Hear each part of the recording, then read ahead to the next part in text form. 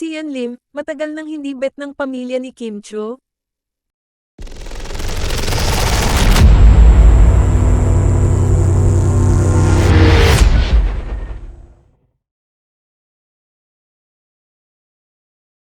How true kaya ang chika na hindi lang pala mga kaibigan ni Kim Cho ang may ayaw kay Sian Lim kundi maging ang kanyang pamilya?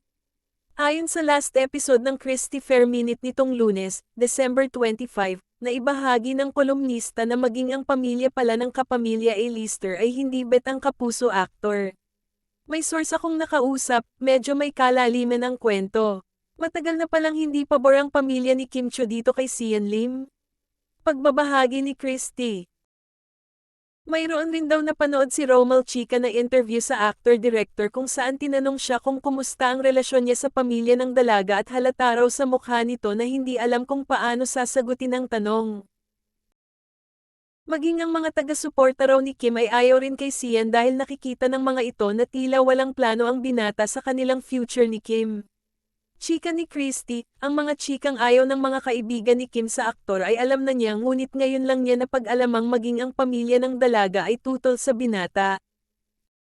Matatandaang nitong Sabado, December 23, tuluyan ng isinapubliko ni Kim na hiwalay na sila ni Sian. 12 years rin ang itinagal ng relasyon ng dalawa bago ito tuluyang nagtapos ngayong taon. Wala namang binanggit na iba pang detalye sina Kim at Sian ukol sa kanilang paghihiwalay at mukhang maayos rin naman ang kanilang paghihiwalay based na rin sa naging palitan nila ng mensahe sa social media noong Sabado.